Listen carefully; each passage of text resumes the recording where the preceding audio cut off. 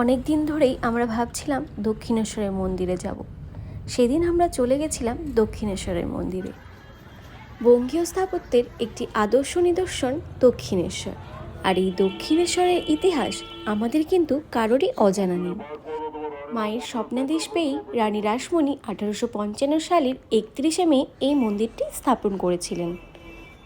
তিনি রামকৃষ্ণকে এখানে পৌরোহিত্য করার জন্য এনেছিলেন। হুগলি নদীর তীরে তিনতলা এই মন্দিরটির মুখ দক্ষিণ দিকে।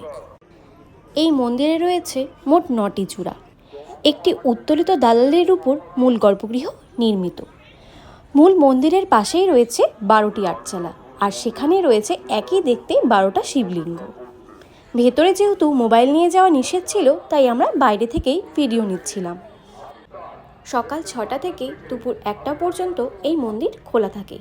আবার বিকেল 3:30 থেকে রাত 7:30 পর্যন্ত এই মন্দির খোলা থাকে।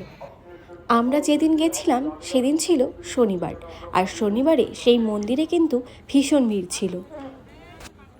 ভাবতেই কেমন লাগে, এই মন্দিরে মাইকেল মধুসূদন দত্ত, কেশব সেন, বঙ্কিমচন্দ্র সবাই নাকি এসেছিলেন। আগে নাকি এখানে বানর দেখা যেত, তবে সব মিলিয়ে আমি 4বার এসেছি, আমি একদিনও বানর দেখতে পাইনি। এখানে একটি ঘরে রামকৃষ্ণদেবের ব্যবহারকারী সব জিনিসপত্র সংরক্ষণ করে রাখা আছে। সেই ঘরগুলো বন্ধ, সেখানে প্রবেশ নিষেধ। এর পাশেই রয়েছে মা শারদামণি আর রামকৃষ্ণদেবের একটা মন্দির। আমাদের পুজো দেবার কিছুক্ষণের মধ্যেই কিন্তু মন্দির প্রাঙ্গণ বন্ধ হয়ে যায়। মন্দির থেকে বেরিয়েই আমরা চলে গেছিলাম ভোজনালয়ে। দক্ষিণেশ্বরে এসেছো আর এই ভোজনালয়ের পুরি লস্যি খাওনি, এমনটা কিন্তু হতেই পারে না। এখানে যদিও পুরীর পাশাপাশি ইডলি, ধোসা এগুলোও পাওয়া যাচ্ছিল, তবে আমরা পুরিটাই নিয়েছিলাম।